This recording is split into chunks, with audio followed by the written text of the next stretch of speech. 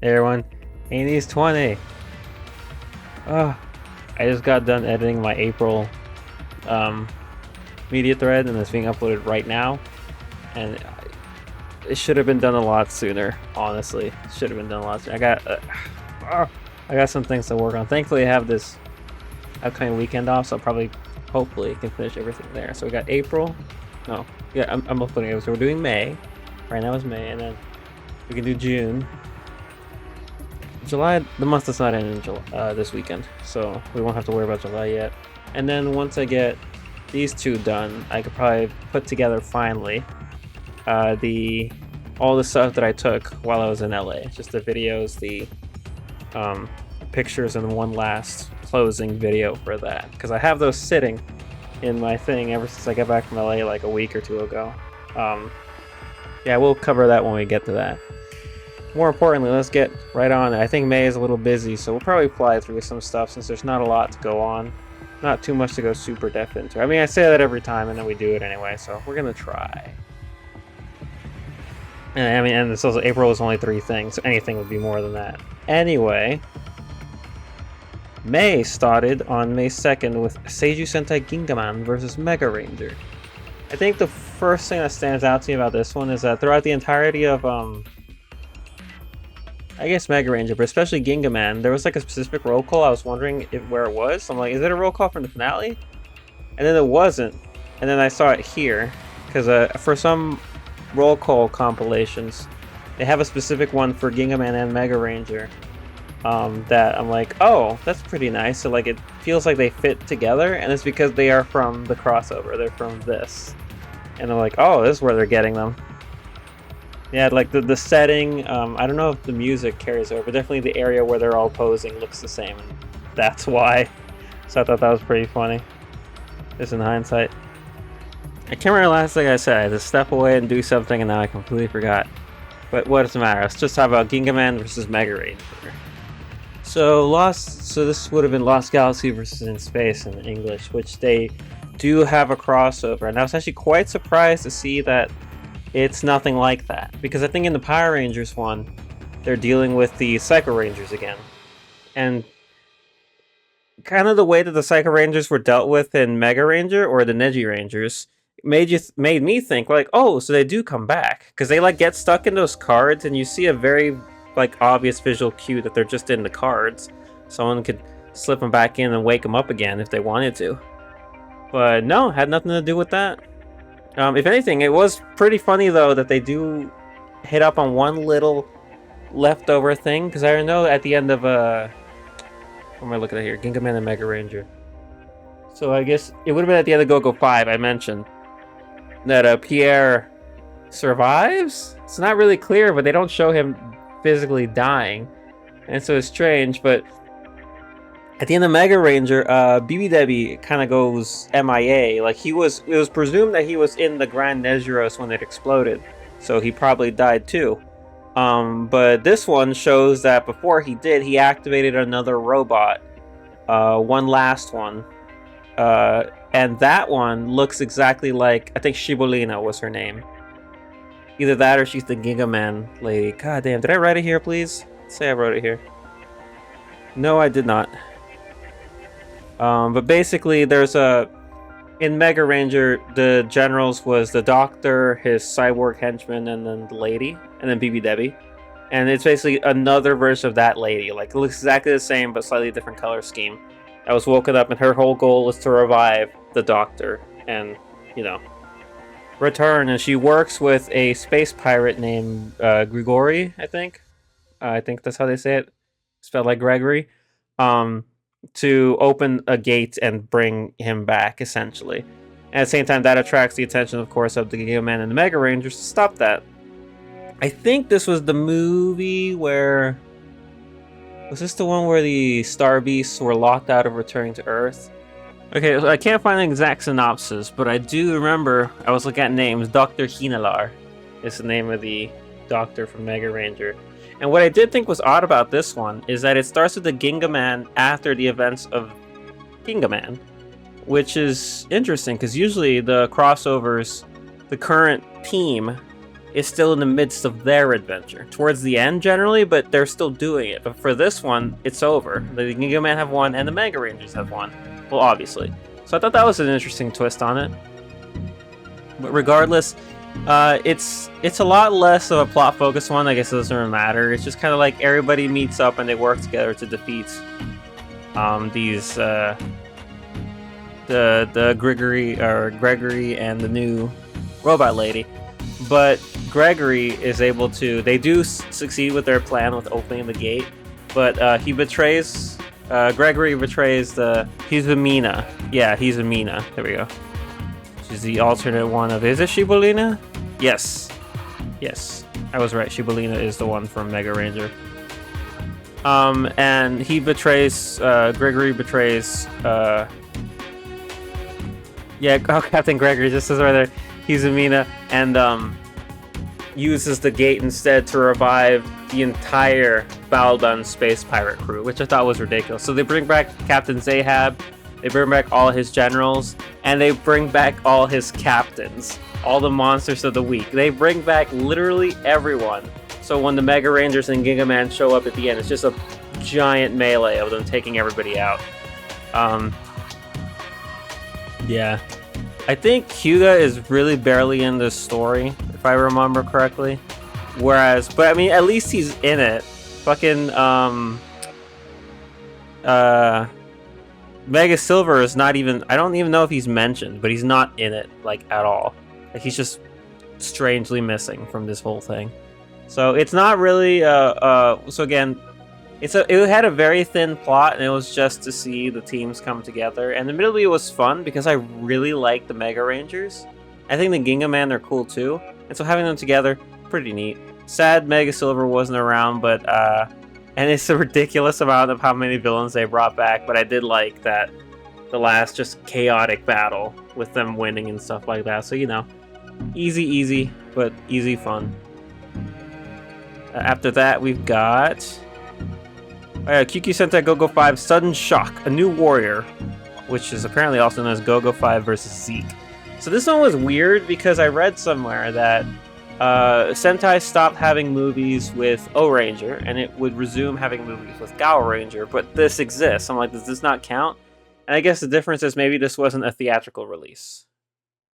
It's a special, though. Surprise, surprise, I didn't really care about this one.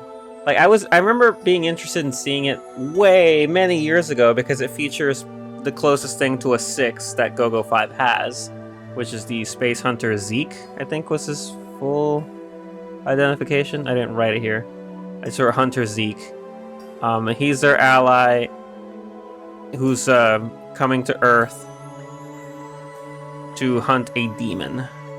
And this demon is named Golomois.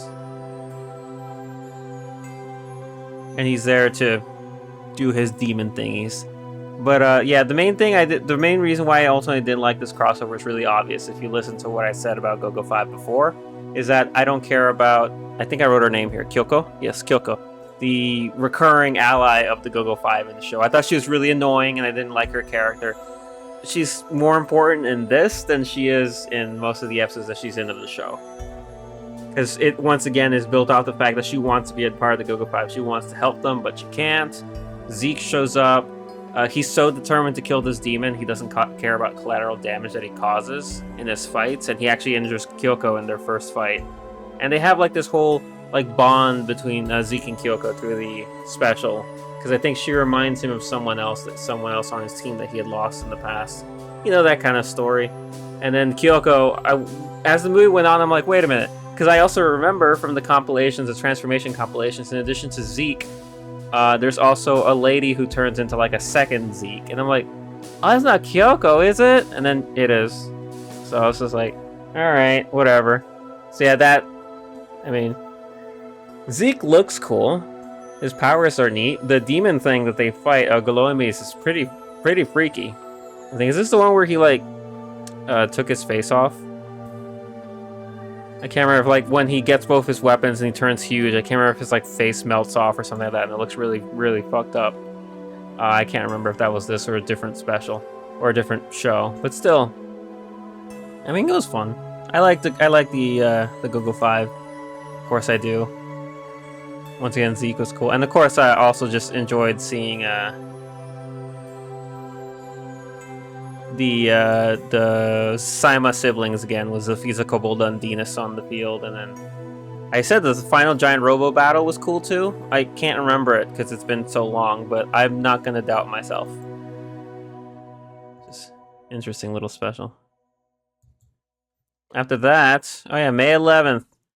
So yeah, Star Fox Assault. Pretty random to have it here, but there was actually a reason for it. I think around this time, the new Star Fox game was announced and shown off. I say new, which is just Star Fox. It's another reboot. It's another remake of Star Fox 64, except all the characters look hideous and ugly, and all the voice acting is deadpan and boring. So I'm like, pass. Not doing that one. And it just got me thinking about, and it caused a lot of chatter online. There was a lot of debate over whether designs are good or bad. They're bad, and stuff like that. And about the quality of the other Star Fox games. People going back and forth on this or that, the other thing. There's a lot of... It's a really split camp with Star Fox Adventures, one which I've never played, so I can't comment for or against. I've only ever seen my sister play it. I should try one of these days just for the hell of it, see what I think of it. But Star Fox Assault, I love Star Fox. I think Star Fox Assault is like... It's like that perfect next step from Star Fox 64. Just, it didn't go far enough in terms of... Because like Star Fox 64, the one thing about it is that it has the split routes you can go on. But ultimately, the game is super short. It's what, 7 missions, I think? 8? I don't remember, something like that. No matter, which route you take, it's always going to be the same number of missions. With, like, different events happening depending on where you go. Like, like, if you meet Cat or Bill, and then what level they'll assist you in, and this or that, the other thing. Star Fox Assault simplified that down to, like, a single 10-chapter story with not a lot of alteration. I think... If Assault had kind of used 64's map system layout or something like that, with having to deal with the Aperoids invading everywhere and maybe choosing to defend different planets, like, it probably would have caused the story to be very different and change a lot. But that was one step back that I think, from what I gather, people weren't fans of. But I really liked it. I didn't mind it. So I still found Star Fox Assault to be insanely replayable, even if it was just the same 10 missions. I had a blast playing this game back on the GameCube, and it's one of those things where I thought to myself, is it just because nostalgia, Because that's a really powerful thing that a lot of people have to debate with a lot of old games and wonder if it really was that good or not. But the same as with when I played Ocarina of Time last year, I think it was. Nah, I really did like playing it again. It's funny, because I started with a certain control scheme. I think I started with the default control scheme, and I remember someone saying, when I played, I immediately switched to dual stick controls because it just makes more sense. I was like, the game had dual stick? I don't think I ever used that, or at least I don't remember doing that. One's camera, one's movement. So I turned that on, and I could not play the game to save my life. It took me forever to get through the, I think, Katina mission. And so I was like, yeah, turning that back off to the original controls, and I'm like, no, yeah, these are the ones I'm used to. So I just stuck with that for the rest of the game. I had a relatively easy time up until the final boss, of course, which is so frustrating. I kind of skipped around, but yeah, those are just my feelings on Assault. I think it's great. Like, I think Assault was a good middle point into something new that could embrace Star Fox 64's style of gameplay with the on-rails shooters and stuff, and the worlds, and with foot combat. I think it's like it expanded and took it, like, it was a few steps forward, a step back here or there, but I think it was a good attempt, and I just wish that it had become so overwhelmingly successful enough that they tried again, but to build off the Star Fox Assault formula. Because for some reason, I don't know why, Star Fox just feels the need to swing back and forth in a weird way. The Star Fox 64 is one thing. Adventures is completely different in how it plays. Assault is a lot closer to 64 with some new stuff in it. Foot combat mainly thing. And then Command, I played very little of Command, but it's so weird and different too. I'm just like, I don't know. I mean, like, I feel like going from 64 to Assault makes a lot of sense in terms of the construction of it. So just take another step from Assault into something new that builds on Assault's stronger points, fixes the weaker points, maybe adapt some things from 64. You know, mainly I think the map would be cool. But they didn't do that, and instead we're just stuck in this never-ending loop of recycling Star Fox 64 until the end of time. I skipped the new Star Fox Switch game, and I have no desire to get it. Nothing about it interests me because I could just boot up. I have like Star Fox 64 on 4 different things, and I love it. The original one on, I think I have it on my Wii U, I have it on my Switch because of the N64 Online, and I have it on my 3DS. And it's a great game. I don't need another one, especially one that looks worse, in my opinion. Anyway, Assault's awesome. Assault's cool. It has a ridiculously dark storyline, all things considered, with the Aproids. It's real creepy moments. Everything, the Aproid homeworld in and of itself, and the Aproid Queen at the end is like really freaky stuff. Everything that happens with Pigma is just what the fuck, you know? And it's like it's kind of crazy. It's kind of crazy in how it chose to tell its story in such a wow, interesting way. Just dark, but man, it's fun. I love it. I love Star Fox Assault, man. Anyway, after that, May 16th. Oh, yeah, that was in May? Yeah, for some reason, my sister and I were just talking about Star Wars and just decided we wanted to watch Empire Strikes Back. Of course, when she mentioned it, I was like, now? And she's like, yeah, now. So we ended up watching it from like, I think it's like somewhere between 11 and 12. It's like late night, we got Taco Bell, and then we watched Empire Strikes Back until like 1 or 2 a.m.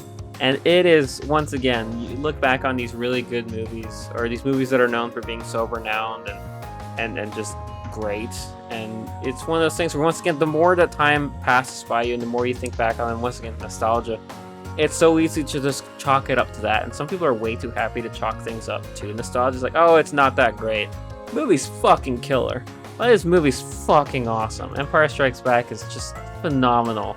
I had such a blast watching it with my sister. I don't remember the last time I saw it. It's been a bit, but it's just like, wow, everything about it, it's great. I don't know if there's anything I could... 2-hour runtime, it feels like 3. Yeah, it really does. But like in a good way. There's a good way to feel like there's too much stuff. Like there's a bad way to feel like a movie's too long, or that there's too much going on in it. But there's also a good way where you're impressed by how much they're able to get done in their runtime. Like I swear, I think when we were watching it, I was convinced it was a 3-hour movie.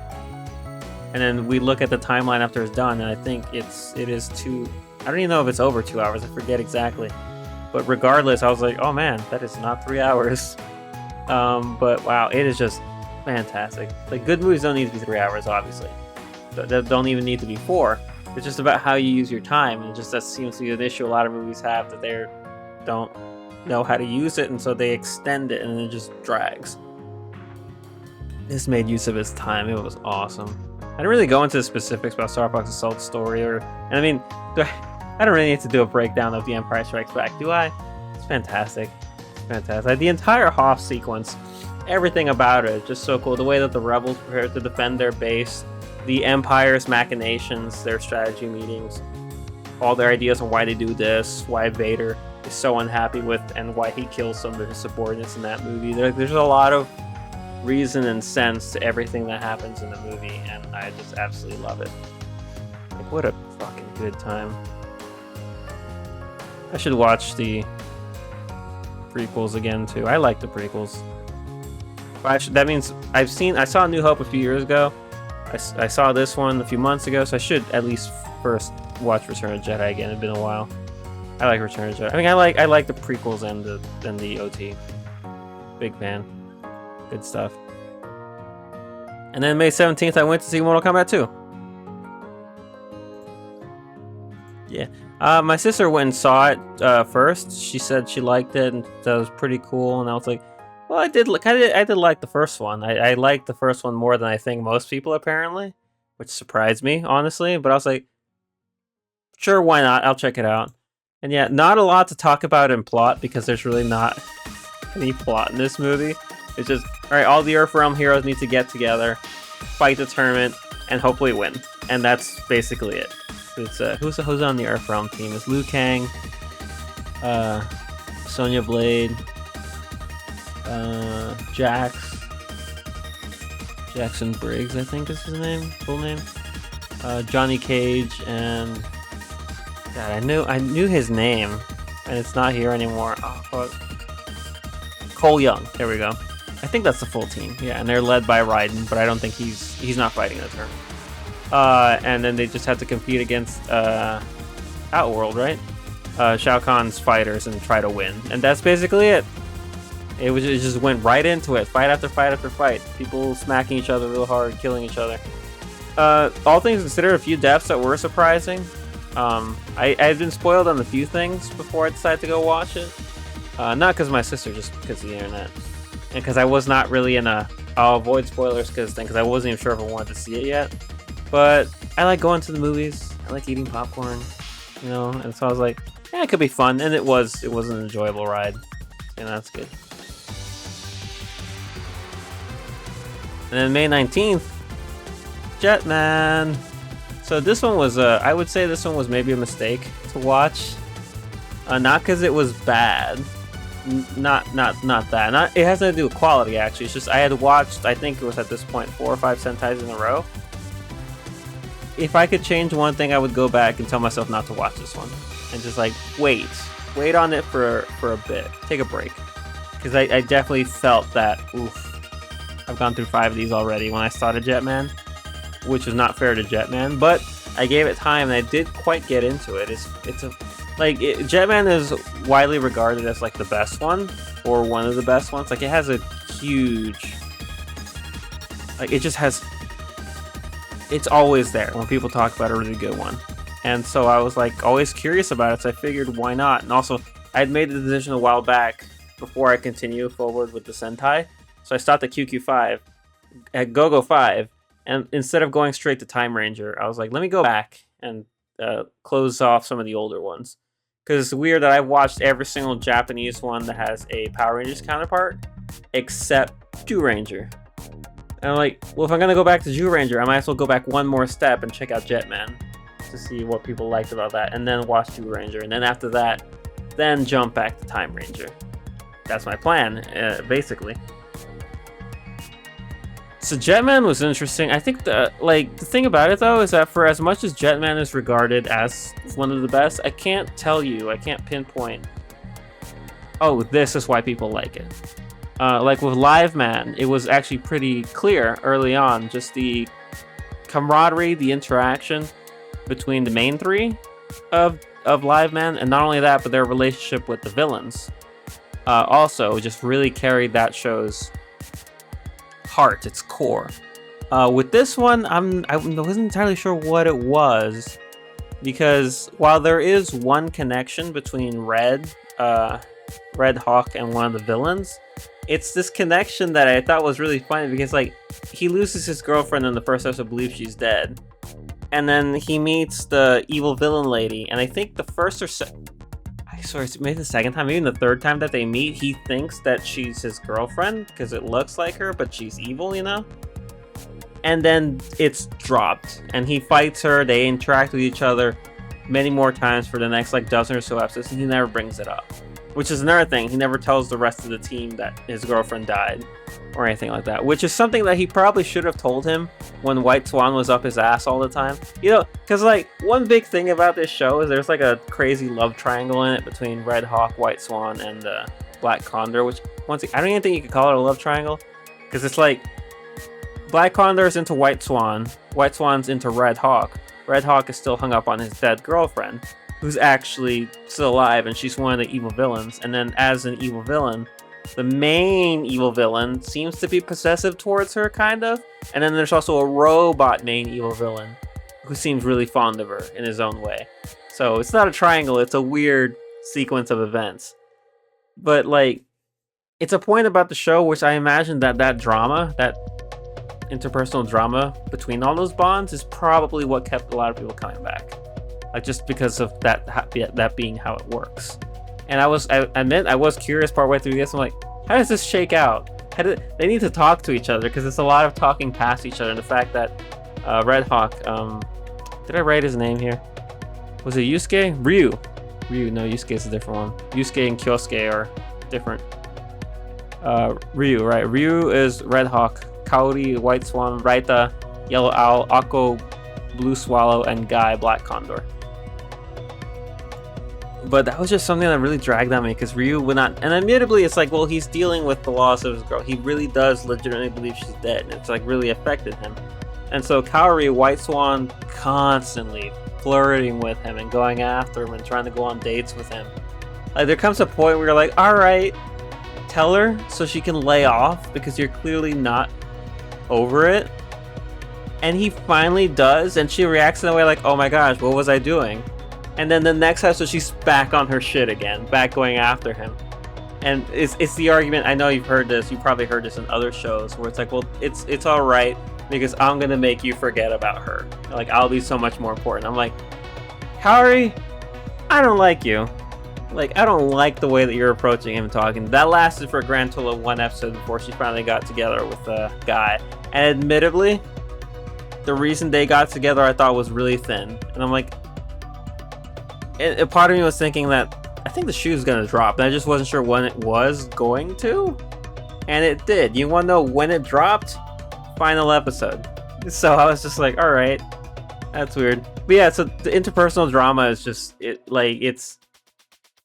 has to be it. It has to be why so many people were like on the edge of their seats, coming back every week.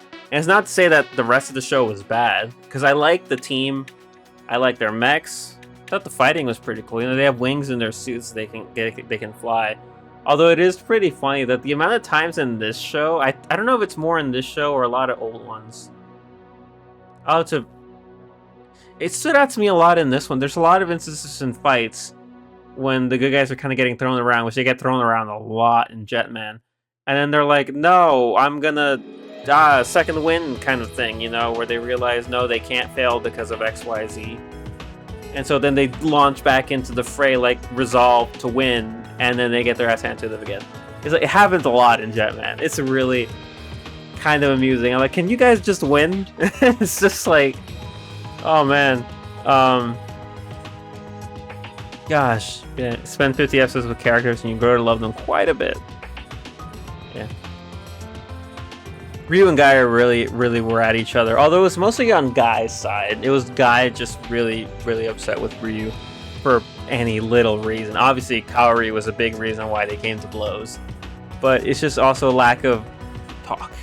Lack of communication and clarity with why they interact the way they do. Oh yeah, I did write the villains there. The Vyram. Radige, Gray, Maria, and Tran. Really good batch of villains. Like, their interactions too were fucking awesome. I think when it comes to the interactions, I preferred the villains to the heroes. Not that the heroes are bad. I just really like that. But ultimately, I came out the show being like, it was good. You know, like, I enjoyed it. Oh, Commander Odagiri, I gotta mention her. She was awesome. The leader of Skyforce, and their leader who they responded to at the base, like their commander. She was really cool. She was really neat.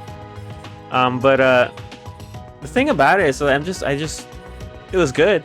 I guess, like, I have more good memories than bad I do of Jetman.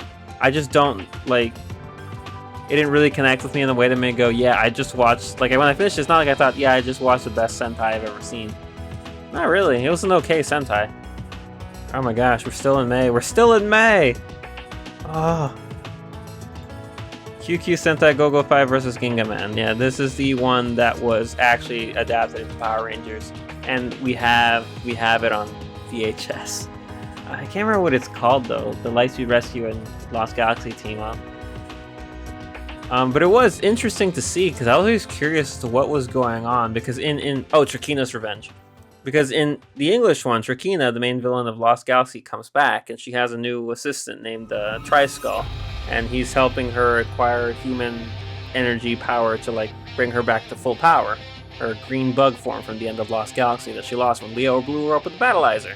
Like, that's the English story, but for the Japanese one, because Trakina does not exist and she doesn't really have an equivalent in Gingaman, I was thinking, so Triskull definitely exists in Gingaman in this crossover. So what's his deal, basically. And well, GoGoV, I guess, because technically he's a demon. Like, what's his story? Because I always thought it was funny in Power Rangers that when they defeat Triskull the last time, he like, sparks, and he falls on the ground. You see his hand twitch and then falls limp. And that's it. He doesn't blow up. But after that, he's not in the rest of the team up. They instead deal with Trakina, who turns into the ugly, hideous creature thing. So I was like, what's the deal with that? So I was kind of curious into seeing it. Oh wait, I didn't scroll down. I scrolled back up. But yeah, so GoGoV versus Gingaman. So it's just really funny seeing it, and really funny seeing like in Power Rangers, they're like sucking this like energy out of the humans, and it's like, I think it's green or whatever that goes. Yeah, it's green that goes into the like container to be put in Trakina. But in this one, it's like a pyramid, and it's just they're literally sucking the blood out of people. It's like this red ooze that's filling up this container, and I'm like, oh, it's like actually just blood. It's just yucky. Yeah, Darkness King Gil, a long-lost Ohsama family sibling. So yeah, he is related to the rest of them. It's funny too, because just like how in the Power Rangers one, the Lost Galaxy guys kind of show up bit by bit, same here. The Gingaman team just enters the battle little bit by little bit, with Hayate and Saya joining like at the very end of the episode. I wrote here, Hayate's new hairdo made him look like a totally different person. Hayate changes his hair. He had one look for the first, I think, like half of Gingaman. Then partway into Gingaman, he started tying his hair up. I think, and then towards the end of Gingaman, he went back to wearing it loose like he did in the beginning. And then for this crossover, he has a new hairdo again, like a new one. It's just like, I thought that was funny. You're not even around that long. But once again, fun team up. Wasn't like, it didn't like super blow me away simply because I've seen this one so many times. It's still super enjoyable to watch, don't get me wrong. I had a lot of fun with it. Seeing, you know, the original version of Trakina's Revenge, essentially. You know, I like the teams too. So it was just a good time. I did see where they got that child subplot from in Trakina's Revenge, but it's not as big of a piece of this one as it was over there. Good times. That was fun. Oh, and as for Triskull, or Darkness King Gil, in this one, after he falls on the ground and doesn't explode, he gets back up. I think it's, I can't remember if it's him or if it's not Zilfiza, Drop. Forgot Drop's grown-up name. Who? Because in the American one, it's not Diabolico. Olympius, who throws the knife that changes Trakina's thing to make her turn into the evil ugly monster, whereas Gil does something similar that turns him into the evil ugly monster. So after he falls down, it just kind of turns him into that. So there's not much left for him after that. So it's like, oh, okay. I wasn't sure if he became the monster or if the monster was another demon beast, like the one from Gingaman. That was pretty cool, though. And here we go. Is this the last one? Oh my gosh. I did so much in January, February, March, April, May. So May 30th, I watched 2 more specials. I watched Ohsama Sentai KingOhger in space, and then Bakuage Sentai Boonboomger Formation Lab, Settlers of the Galaxy. This one was fun. KingOhger in space. So yeah, I was really looking forward to watching this one. I did not realize it was like barely 20 minutes. It's like very short. Features very few. Has a lot of characters for how little they're around, because not only does it have the KingOhgers, they're investigating something going on in space, like an illegal underground fighting ring, and some guy who's stealing a bunch of gems and pawning them off to the winners of this fighting ring, which is why I forgot their names. Gira enters into the tournament along with Prince, King Daigo's son from KyuuKyuu, who we saw in some of the crossover episodes, and then also Doggy Kruger appears. From Kyuranger also appears. Utsumeimaru also appears, and I think the big one is that Dorin and Riki from Ohranger also appear. I just thought that was pretty funny when Riki transforms in the end into King Ranger. They're like, King Ranger? Because, you know, they're Ohsama Sentai KingOhger, and then he's a King Ranger. It's actually funny having them fight side by side. The crazy thing about this casting is, though, that I thought that these were the kids from Ohranger. Just that it'd been many years since Ohranger, so they grew up, right? Makes sense. Nope. Two completely different people. Both roles were recast for Dorin and Riki. Which, whatever the reason, they picked good people because it tricked me. So, you know, that's right. And it was cool regardless to see Riki again. Because I had just seen Ohranger not too long ago. That was a pretty neat special. And then finally, Formation Lap. This was really, really funny too. So this one is about the about Bundi and what was Boom Violet's name? Sakito. And it takes place right before the episode where they enter in Boonboomger. Because they're arriving on Earth to deliver something to the Hashirian. I think that's what they're called. The villains at the time, which is what they were doing. They were giving them a delivery in their debut episode. And so this is before that, about basically sort of how they got that delivery and everything they went through. And it winds up with them going on this weird, wacky adventure to other planets and meeting a whole bunch of people, including an alien from Boom Orange's planet and a whole bunch of veterans. As you can see, I think they're all on here. See, what's his name?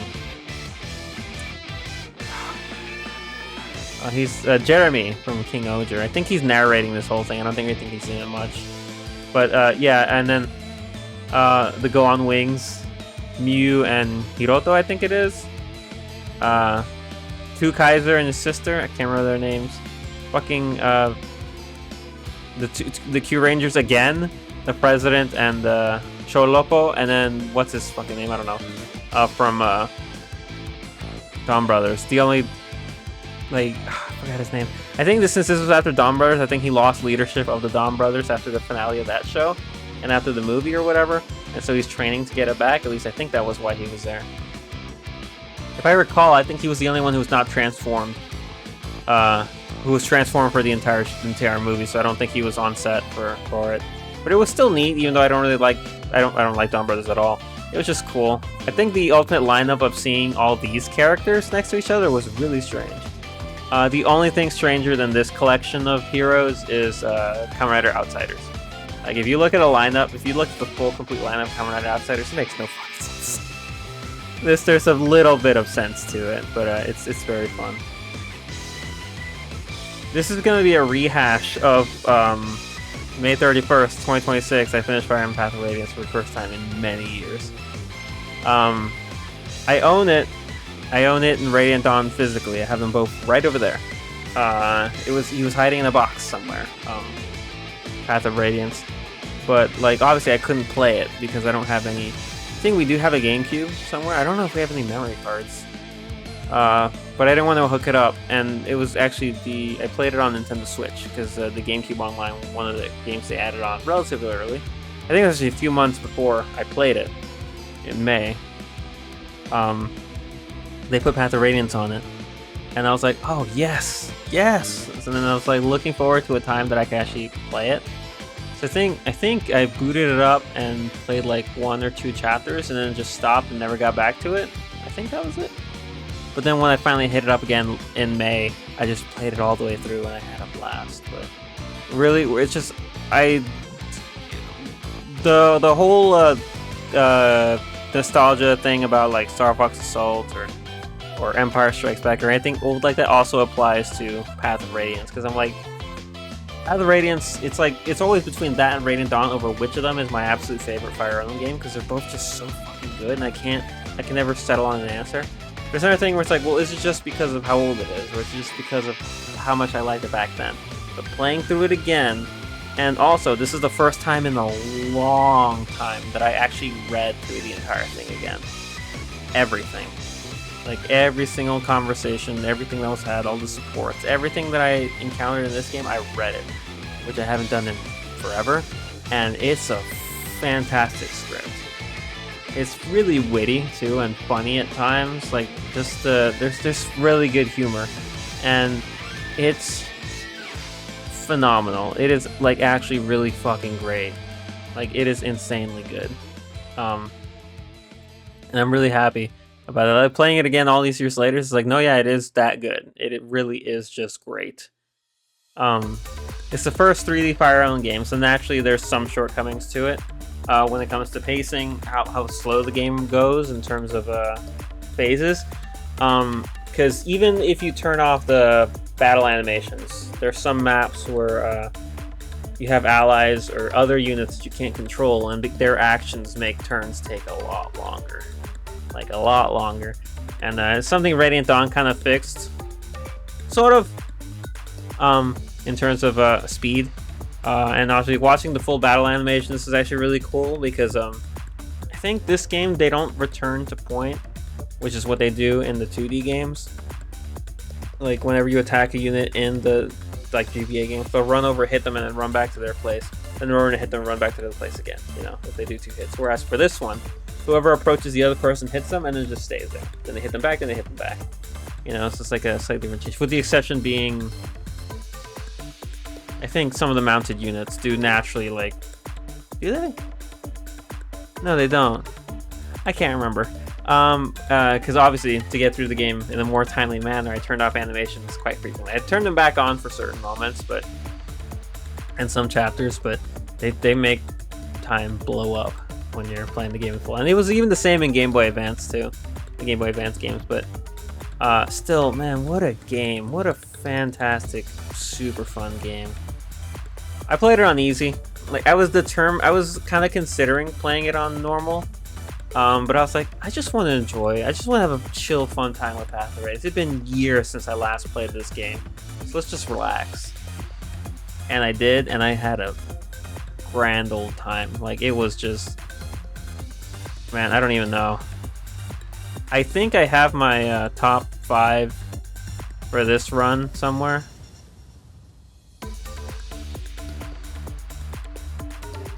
And here they are. These are Path of Radiance top 5, right? Yes, they are. Just read them off because they're fun to look at. Yeah, so I mean, it's nothing new. I think these kind of like naturally fill up my 5 spots. We had Nephany in 5th place, Marcia 4th, Mia 3rd, Titania 2nd, and of course Ike 1st. I remember when I played Path of Radiance a shit ton. I played it like dozens of times back on GameCube. Ike was number 1 almost every time. I think the first time that he wasn't number 1, I was actually surprised. And it's just, you know, he's the main lord. He's actually a really great unit, and so you kind of do just default using him a lot. You know, it applies to pretty much the lords of any game. Naturally, they have more time at the center of attention, at the center of all the fights, so you'll probably use them, and they're required. So naturally, you will use them probably the most out of anybody. So they'll probably rack up the most wins. So it's kind of expected. But yeah, no, that was very fun. That was a great time. I mean, I don't even know if I want to go too in depth into the game. I mean, simple. You I think it's one of the few that at the time you weren't following like a royal or any kind of displaced royal, because Ike is not royalty. His dad's not royalty either. It's just a mercenary company that, through unfortunate circumstances, or fortunate, depending on what you think about it, considering the way the story goes, stumble upon the Princess of Crimea right after Crimea is defeated in war by Dayan, and they become her contracted protectors, and they're off to the races from there.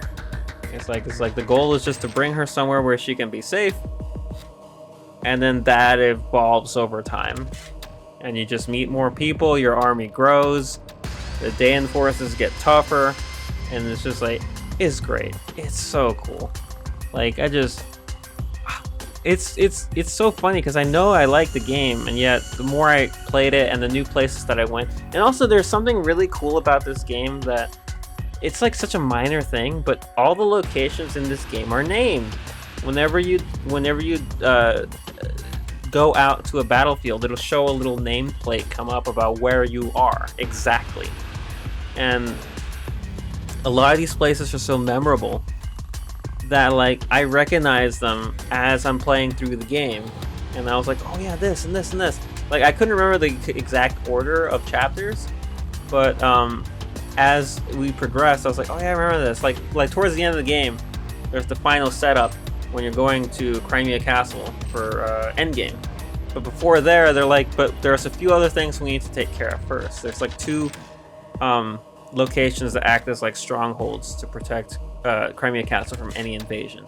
And the second I read that, my brain just like exploded as if I was like information that had been just locked in there came up to the front. And I immediately remembered Fort Pinel and Nado's Castle. And then right after that, I hit A, and the next dialogue box says Fort Pinel and Nado's Castle, which are the sites of Chapter 26 and Chapter 27. And then Gritnia Tower is Chapter 28, Crimea Castle Chapter 29. And I was just like, this is so cool. Like, it's such a minor thing, but when this is the same franchise that for some reason, like, how long has it been? Like a decade since Fates came out? And don't worry, I'll keep this short. The World of Fates doesn't have a name. Like, it just doesn't have a name, which I just think is a very strange thing to overlook. To not name the continent. Because, like, at the Radiance, for instance, Telius is the name of the continent. And then the countries in it are divided into Crimea, Gallia, Goldoa, Begnion, Dayan, Dionysus, and Kilvis. There's also Serenus, and then Hatari, if you want to go that far. Sacred Stone, same thing with Magvel, and Renee, Grotto, Gehenna. Look, I forgot what the merchant nation that what the nation that Larkel's from is called. That's not the merchant nation. Hers is the Roston. I forgot what the merchants were though. I know that there's like a merchant union somewhere. But like, see, it really helps the world when the places have names and identifiers. Just minor little conversation topic. But yeah, game's fucking phenomenal. It's just, I think I've said that enough times. I can't really think of anything else to say. I had a lot of fun playing it again. Like, man, that's great. Like, if you got a game that you've played through like 12 times back on GameCube, on N64, on anything old, play it again and just have a good time. Because the chances are pretty much very squarely in your corner that you're going to enjoy it again and remember why you enjoyed it so much. Maybe even enjoy it more now. And it's just a great feeling to have, to play something that you know you love and just be reminded that, yeah, you love it and you love it a lot. Even all these years later. Yeah. That was fun. That was really good. Anyway, that's May. That was a lot longer than I thought this would be. Ooh, we've got April, just May, March, April, May, June, and then we'll be in July. So hopefully this time I can actually catch up. I'll try to. Anyway, thanks everyone so much for listening.